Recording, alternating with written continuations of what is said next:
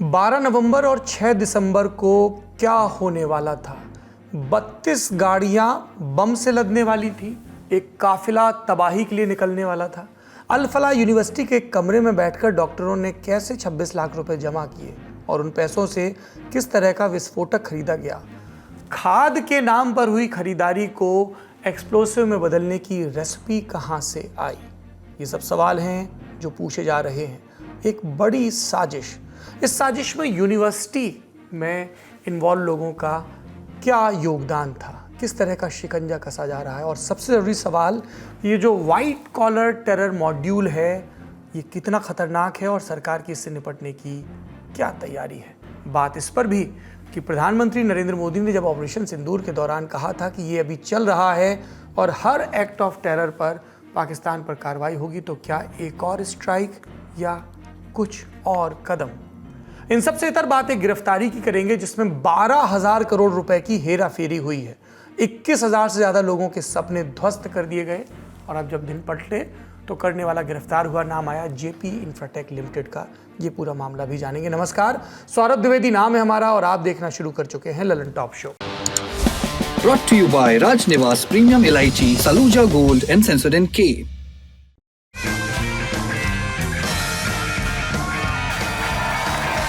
राजनिवास premium इलायची, सोच जो करे राज। शो में हम आगे बढ़े उससे पहले आपको बता दें कि 14 नवंबर को बिहार अपना फैसला सुनाएगा। सुबह 7 बजे से आप हमारे और हमारे साथियों के साथ ये लाइव कवरेज देख सकते हैं। 38 जिले बिहार के, 9 डिवीजन बिहार की, 243 सीटें बिहार की। हर एक सीट का चरणवार आपको रुझान और नतीजे बताएंगे। सिर्फ ललन टॉप पर। आप हमारे साथ यूट्यूब पर, फेसबुक पर, इंस्टाग्राम पर, हमारी वेबसाइट पर जुड़ सकते हैं। लाइव नतीजे, कोई शोर शराबा नहीं होगा, कोई चीख चिल्लाहट नहीं होगी, कोई एक दूसरे की लानत मलानत नहीं होगी। जिन पत्रकारों ने इतिहास और जमीन पर जाकर इनको खंगाला है, ना सिर्फ इस चुनाव में बल्कि पिछले कई चुनाव में, ऐसे दर्जनों पत्रकार जुटेंगे ललन टॉप पर, अलग अलग जिलों से, तहसीलों से और हमारे ऑफिस से, और आपको बताएंगे कि बिहार का ये जनादेश क्या है। अब खबर पर आते हैं। भारत का सबसे भरोसेमंद सलूजा गोल्ड TMT बार, मजबूती सब कुछ है। दिल्ली कार धमाके की जांच में एक के बाद एक परेशान करने वाली जानकारियां सामने आ रही हैं। जैसे जैसे एजेंसियां परतें उखाड़ रही है, साजिश का एक जाल दिख रहा है। फरीदाबाद की अल फलाह यूनिवर्सिटी घेरे में है। आतंक के सामान के लिए 26 लाख रुपए, 20 क्विंटल फर्टिलाइजर और 4 गाड़ियां और एक कमरा। इसमें मिली कुछ डायरियां और कुछ नए CCTV फुटेज। इनसे क्या बात सामने आई? सबसे पहले आज के दिन की सबसे बड़े अपडेट पर बात करते हैं। DNA सैंपल से कंफर्म हो चुका है कि लाल किले के सामने जिस गाड़ी में धमाका हुआ उसको डॉक्टर उमर नबी ही चला रहा था। धमाके में उसके परखच्चे उड़ गए। एजेंसियों ने पुलवामा से उमर की मां के DNA सैंपल लिए थे, जिनका मिलान LNJP अस्पताल में रखे एक शव के अवशेषों से हो गया है। रिपोर्ट के मुताबिक I-20 कार से एजेंसियों को कुछ दांत, हड्डी के टुकड़े, खून से सने कपड़ों के टुकड़े और पैडल्स के बीच फंसा एक पैर मिला था। एम्स से आई रिपोर्ट में इन सब के DNA सैंपल उमर की मां के DNA से मैच हुए। डॉक्टर उमर की बात हो रही तो उससे जुड़े कुछ नए CCTV फुटेज पर भी बात कर लेते हैं। बार बार ये सवाल उठ रहा था कि सुबह 8 बजे बदरपुर टोल प्लाजा से दिल्ली में एंट्री के बाद से दोपहर 3 बजे तक उमर कहाँ रहा घटना के दिन। पता चला है कि धमाका करने से ठीक पहले उमर पुरानी दिल्ली के फैज़ इलाही मस्जिद में गया, करीब 10 मिनट रुका। CCTV फुटेज में उसका चेहरा साफ दिख रहा है। ये मस्जिद तुर्कमान गेट के एकदम सामने है। मशहूर रामलीला मैदान के कोने से सटी हुई है ये मस्जिद। CCTV फुटेज में उमर को मस्जिद के अंदर जाते और बाहर आते देखा जा सकता है। फिर दोपहर करीब 2 बजे ये कार कनाट प्लेस के आउटर सर्कल में नजर आती है। उमर ही इस कार को चला रहा था। ये जगह संसद भवन से सिर्फ 3 किलोमीटर दूर है। उमर की गाड़ी बाद में दरियागंज और सुनहरी मस्जिद के बाहर भी नजर आई, जिसके बाद वो लाल किले की पार्किंग में घुसा और करीब 3 घंटे वहीं बना रहा। फिर शाम को करीब 7 बजे धमाका हुआ। जांच एजेंसियों का मानना है कि व्हाइट कॉलर टेरर मॉड्यूल कई सारी गाड़ियों के जरिए बड़े हमले को अंजाम देने की फिराक में था। आशंका है कि ऐसी करीब 32 गाड़ियों का इंतजाम किया गया था। अब तक इनमें से 4 की पहचान हो चुकी है। एक I-20 जो लाल किले के सामने धमाके में पकड़ी गई, जो भी उसके टुकड़े थे। दूसरी इको स्पोर्ट्स कार जो 12 नवंबर को फरीदाबाद के खंदावली गांव के पास खड़ी मिली, एजेंसियां जांच कर रही हैं। तीसरी ब्रेजा कार ये अल फलाह यूनिवर्सिटी की पार्किंग से मिली, डॉक्टर शाहीन की बताई जा रही है, जांच जारी है। चौथी एक स्विफ्ट डिजायर कार है, ये भी डॉक्टर शाहीन की है। रेड के दौरान इसमें असॉल्ट राइफल मिली थी। जांच एजेंसियों के मुताबिक टेरर मॉड्यूल बाबरी मस्जिद गिराए जाने की तारीख यानी 6 दिसंबर के दिन भी दिल्ली में बड़े धमाकों की साजिश रच रहा था। गाड़ियों की जांच में अब तक क्या सामने आया बता रहे हैं साथी पत्रकार। पहली गाड़ी जो सामने आई थी वो वाइट स्विफ्ट डिज़ायर थी, जो गाड़ी एक तरीके से जम्मू एंड कश्मीर पुलिस की हाथ लगी थी और ये गाड़ी डॉक्टर शाहीन शाहिद के नाम पे रजिस्टर्ड थी, जो डॉक्टर मुजम्मिल इस्तेमाल कर रहे थे। जब छानबीन के बाद डॉक्टर मुजम्मिल गिरफ्तार हुए थे 30 नवंबर को, उसके बाद एक गाड़ी बरामद हुई थी फरीदाबाद के धौज विलेज में और उस गाड़ी में से पहले एक असॉल्ट राइफल मिलता है, उसके बाद ये I-20 गाड़ी में ब्लास्ट होती है। फिर जब छानबीन होती है इस मॉड्यूल के बारे में, तब उमर उन नबी के नाम पे दूसरी गाड़ी की जो रजिस्ट्रेशन है उसके बारे में पता लगता है। रेड इको स्पोर्ट कार जो फरीदाबाद के खंडावली गांव में एक फार्म हाउस में मिलती है। बताया जा रहा है कि मोहम्मद उन नबी, उमर उन नबी जो टेररिस्ट है, जो आतंकी है, उनके दोस्त के घर पे ये गाड़ी स्थित थी। यही रेड इको स्पोर्ट गाड़ी है जिस गाड़ी की एक तरीके से इस्तेमाल करके अमोनियम नाइट्रेट को भी लाया गया था, ये तफ्तीश में पता चल रहा है। और जो चौथी गाड़ी है वो ये ब्रेजा कार है जो आज बरामद हुई है अल-फलाह यूनिवर्सिटी के पार्किंग लॉट से और ये गाड़ी भी शाहीन शाहिद के नाम पे है। एक तरीके से जो जांच कर रहे हैं वो ये बता रहे हैं कि इन चारों गाड़ी की जो इस्तेमाल रेकी करने के लिए हुई थी, अमोनियम नाइट्रेट बरामद करने के लिए हुई थी और एक तरीके से ये भी इशारा है क्योंकि I-20 गाड़ी को भी एक आईडी के तौर पे बनाया गया था, डेटोनेट किया गया था। शायद प्लान ये था कि इन गाड़ियों को इस्तेमाल करके आईडी बना के सीरियल ब्लास्ट्स और धमाका करके देश में दहशत फैलाया जाए। दो बड़ी थ्योरीज और सामने आ रही हैं। पहली, दिल्ली में हमलों की साजिश जनवरी 2025 से रची जा रही थी। आरोपियों के मोबाइल डेटा के डंप से पता चला कि मुजम्मिल और उमर ने जनवरी में कई बार लाल किले की रेकी की थी, यानी वहाँ की निगरानी करना, वहाँ जाकर रिसर्च करना। सुरक्षा व्यवस्था और भीड़ का पैटर्न भी समझा था। हालांकि सुरक्षा व्यवस्थाओं को देखने के बाद उन्होंने पीछे हटने का भी फैसला लिया उस वक्त। दूसरी थ्योरी, अल-फलाह यूनिवर्सिटी में काम कर रहा डॉक्टर मुजम्मिल खाद की बोरियों में विस्फोटक जमा कर रहा था। 20 दिन पहले उसने किराए कमरे में कुछ बोरियां रखी। पड़ोसियों ने पूछा इनमें क्या है, तो बोला खाद के कट्टे हैं। कट्टे यानी बोरियां, इन्हें कश्मीर ले जाना है। रेड में पता चला कि मुजम्मिल ने करीब 3000 किलो विस्फोटक जमा कर लिया था, यानी साजिश लंबी थी। और विस्तार से बात करें, हम आपको बता चुके हैं अभी तक इस टेरर मॉड्यूल के 4 बड़े चेहरे सामने आए, उमर, मुजम्मिल, आदिल और शाहीन। जानकारी के मुताबिक इन्होंने विस्फोटक सामग्री खरीदने के लिए करीब 26 लाख रुपए इकट्ठा किए। ये पैसे कैश में उमर को दिए गए। बाद में इनमें से 3 लाख का इस्तेमाल NPK फर्टिलाइजर खरीदने में किया गया। इसे बेचने वाले कुछ लोगों से एजेंसियां पूछताछ भी कर रही हैं क्योंकि ये सभी डॉक्टर थे। केमिकल्स के बारे में इन्हें जानकारी थी, इसलिए इन्हें ये भी पता था कि फर्टिलाइजर से बम कैसे बनाना है। इस थ्योरी के कुछ तार मुजम्मिल और उमर की डायरी से भी मिले हैं। इसमें 8 और 12 नवंबर की तारीखें दर्ज हैं, करीब 25 नाम भी, जिनका वास्ता फरीदाबाद और जम्मू कश्मीर से बताया जा रहा है। कुछ कोडवर्ड्स भी हैं जिनकी जांच चल रही है। ये दोनों डायरियां उमर के कमरा नंबर 4 और मुजम्मिल के कमरा नंबर 13 से बरामद हुई। कमरा नंबर 13 के बारे में एक और जानकारी है। पता चला कि चारों आरोपी अल-फलाह के इसी कमरे में मिला करते थे, मीटिंग्स होती थी, कुछ 5 फ्रंट पर टेरर प्लॉटिंग चल रही थी।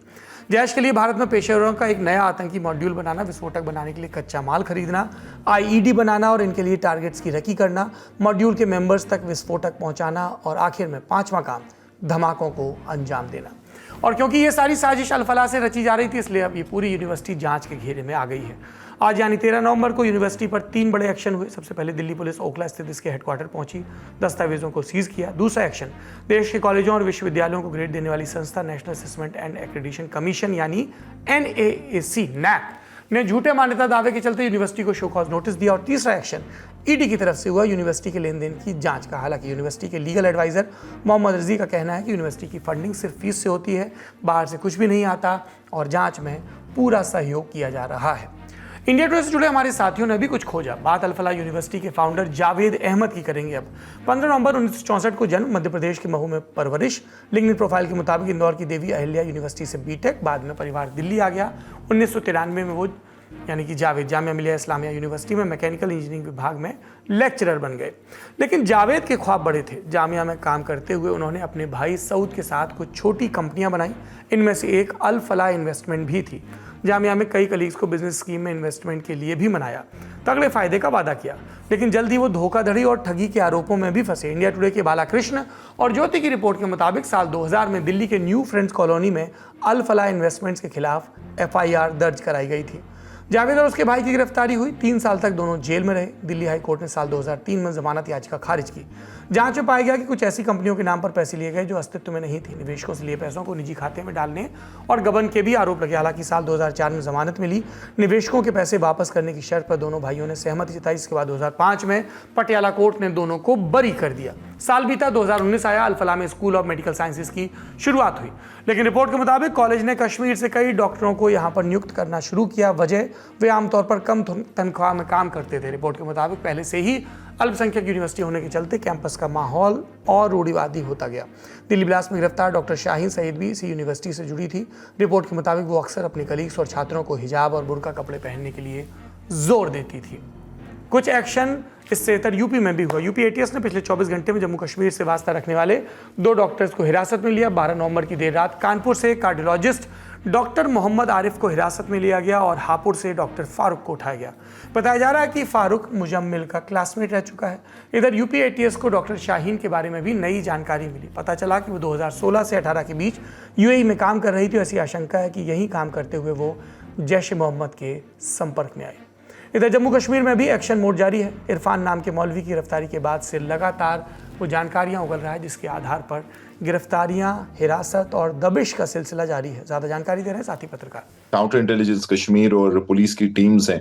सीआई के यहाँ की जो खुफिया एजेंसी है पुलिस की, उसका एक जो है अंग है और ये सिर्फ एंटी टेरर ड्यूटीज करता है। तो इसने इनकी टीम्स ने तकरीबन 15 जगह पे आज जो है छापेमारी की और निशाने पे थे कुछ सस्पेक्ट्स, प्राइम सस्पेक्ट्स, जिनका जो कनेक्शन है ब्लास्ट जो हुआ है दिल्ली में और उसके साथ साथ जो ये इंटरस्टेट जैश टेरर कॉन्स्पिरेसी है, उनके कहीं ना कहीं तार उससे जुड़ रहे थे। तो इन छापों में तकरीबन हमारे सूत्र कह रहे हैं कि 20 से 22 लोगों को जो है राउंड अप किया था।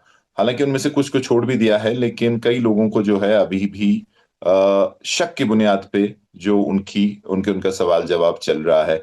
वहीं अगर आप डॉक्टर्स की बात करें, क्योंकि डॉक्टर्स पिछले कुछ समय से जब से ये कॉन्स्पिरेसी बाहर आई है तो डॉक्टर्स कश्मीर में उन पे स्कैनर है और आज भी तकरीबन 3 डॉक्टर्स, इनफैक्ट 4, अगर कल शाम से आप बात करें तो 4 डॉक्टर्स को हिरासत में लिया गया पूछताछ के लिए। उसमें से 2 गवर्नमेंट मेडिकल कॉलेज अनंतनाग और उसके अलावा काजीगुंड का एक और डॉक्टर था और एक शोपियन का।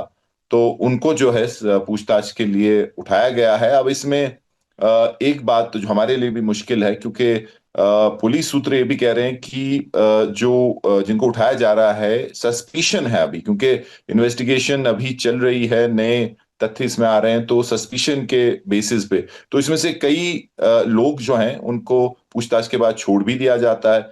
तो अभी हम उनको जो है रियल सस्पेक्ट्स नहीं कह सकते। तो अब इन सब डेवलपमेंट्स पर जम्मू कश्मीर के मुख्यमंत्री उमर अब्दुल्ला का बयान आया। उन्होंने कहा कि जम्मू कश्मीर का हर बाशिंदा आतंकी नहीं है। जम्मू कश्मीर का हर बाशिंदा आतंकवादी नहीं है।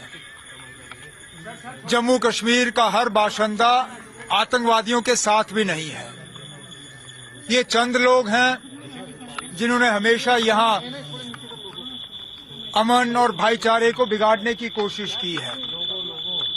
बदकिस्मती से जब हम हर जम्मू कश्मीर के बाशिंदे को और बिलखसूस हर कश्मीरी मुसलमान को एक ही नजरिए से देखना शुरू करते हैं और ये तासुर देना शुरू करते हैं कि हर कश्मीरी मुसलमान जो है वो आतंकवादी है, तो फिर बहुत मुश्किल होता है लोगों को सही पटरी पर रखना है। मैं तो मान के चलता हूं कि जो लोग इस हादसे के लिए कसूरवार हैं उन्हें पकड़ के सख्त से सख्त सजा मिलनी चाहिए। ये थी अब तक की कहानी। इस पूरे टेरर मॉड्यूल के सामने आने के बाद एक चिंता जताई जा रही है, पढ़े लिखे और अच्छे खासे कमा रहे लोगों को रेडिकलाइज कैसे किया जा रहा है, कैसे कट्टरपंथी बनाया जा रहा है। इस विषय पर महाराष्ट्र के पूर्व डीजीपी डी शिवानंदन ने अंग्रेजी अखबार इंडियन एक्सप्रेस में एक लेख लिखा। मुख्य बातों पर नजर डालते हैं। अभी तक ये माना जाता था कि गरीब और बेरोजगार लोगों का ब्रेन वॉश करना आसान है, इसलिए सुरक्षा एजेंसियां ऐसे लोगों पर नजर रखती थी और तमाम अनहोनियों को रोकती थी। इसके चलते आतंकी संगठनों ने अपना पैटर्न बदला, पेशेवरों को निशाना बनाया। इस टेरर मॉड्यूल में भी एजेंसियों की सतर्कता के चलते शायद बड़े हमले नहीं हो पाए, लेकिन एक चूक भारी पड़ गई। अब हमारी एजेंसियों को भी अपना पैटर्न बदलना होगा, प्रोफेशनल्स पर भी नज़र रखनी होगी और ह्यूमन इंटेलिजेंस का अच्छे से इस्तेमाल करना होगा, क्योंकि इस तरह के वाइट कॉलर टेरर मॉड्यूल कहीं अधिक खतरनाक है। चिंताएं और भी हैं। मसलन केंद्र की मोदी सरकार ने इस हमले को आतंकी वारदात तो मान लिया। पहलगाम आतंकी हमले और ऑपरेशन सिंदूर के बाद सरकार लगातार कहती रही कि आतंकी कोई भी वारदात एक्ट ऑफ वॉर मानी जाएगी, यही न्यू नॉर्मल होगा। ऐसे में सवाल उठ रहे हैं कि अब मोदी सरकार का अगला कदम क्या होगा। कुछ लोग पूछ रहे हैं कि क्या पाकिस्तान पर एक और स्ट्राइक की योजना बनेगी, और अगर हाँ तो क्या इससे ये सवाल नहीं उठता कि कभी भी युद्ध शुरू करने की ताकत आतंकी संगठनों और पाकिस्तान में बैठे उनके इनेबलर्स को दे दी गई है। विपक्ष ने भी इस संबंध में सवाल पूछे।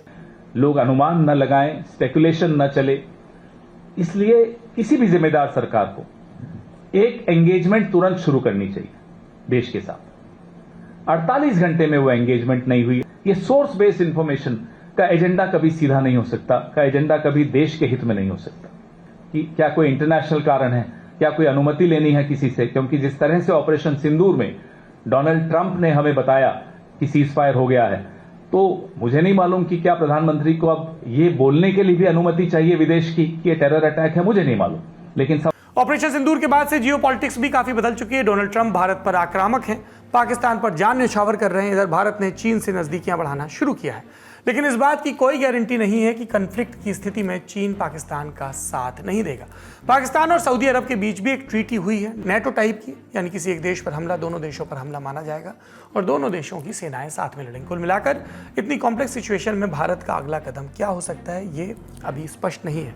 मोदी सरकार की तरफ से अभी तक कोई इशारा नहीं आया। हम भी नजर रखे हुए हैं, जो भी अपडेट आएंगे आप तक पहुंचाते रहेंगे। बढ़ते हैं दूसरी बड़ी खबर की तरफ। अभी लेके आए सेंसोडेंट के टूथ का करंट गॉन तो लाइफ का करंट ऑन।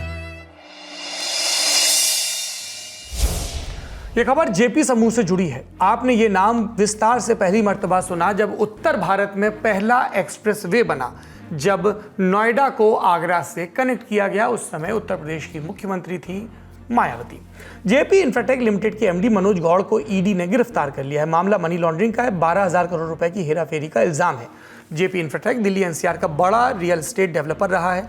यमुना एक्सप्रेसवे के अलावा कई बड़े हाउसिंग प्रोजेक्ट्स भी बना चुका है। कंपनी नोएडा एक्सप्रेसवे पर Jaypee west town, Jaypee green जैसे प्रोजेक्ट्स बना रही थी। बड़ी संख्या में लोगों ने फ्लैट बुक किए, एडवांस पेमेंट किया, लेकिन उन्हें फ्लैट नहीं मिले। मीडिया रिपोर्ट्स के मुताबिक 21,000 से ज़्यादा लोगों को फ्लैट बुक कराने के बाद घर नहीं मिले। आरोप है कि मनोज गौड़ ने पैसे लिए और कंपनी के दूसरे वेंचर्स में डाइवर्ट कर दिए। मनोज गौड़ की गिरफ्तारी ईडी की छापेमारी के बाद हुई। मई 2025 में ईडी ने जेपी इंफ्राटेक के अलावा जेपी समूह से जुड़े कई ठिकानों पर छापे मारे थे। दिल्ली, मुंबई समेत कुल 15 ठिकानों पर ये छापेमारी हुई थी। 1 करोड़ 70 लाख रुपए नकद जब्त के अलावा तमाम डॉक्यूमेंट, डिजिटल डिवाइस और बैंक रिकॉर्ड जब्त हुए। आज का लर्न टॉप शो यहीं समाप्त होता है। अपने और अपनों को ख्याल रखिए। 14 नवंबर यानी कल के दिन सुबह 7 बजे से हम आपके साथ लाइव होंगे। बने रहिए हमारे साथ जानने के लिए कि बिहार ने अपने जनादेश में किसकी जय की है। शुभ रात्रि। स्क्रीन पर तमाम मुलाकातें हो चुकी हैं, लेकिन अब मौका है आमने सामने की मुलाकात का। ललन टॉप अड्डे का मंच सज रहा है दिल्ली के मेजर ध्यानचंद स्टेडियम में। हम तो होंगे ही, साथ में साहित्य, सिनेमा और कंटेंट क्रिएशन के दिग्गज भी होंगे, जिनसे आमने सामने सवाल हो सकेंगे। 3 डेट्स लॉक करनी है, 21, 22 और 23 नवंबर। एक छोटा सा टिकट है 999 रुपए का, लेकिन आप ललन टॉप के फैन हैं, जिसलिए एक प्रोमो कोड है LT200 का, जिससे 200 का डिस्काउंट मिलेगा। तो अब सोचना नहीं है, टिकट बुक करिए और मिलने आ जाइए। आप सबका इंतजार रहेगा।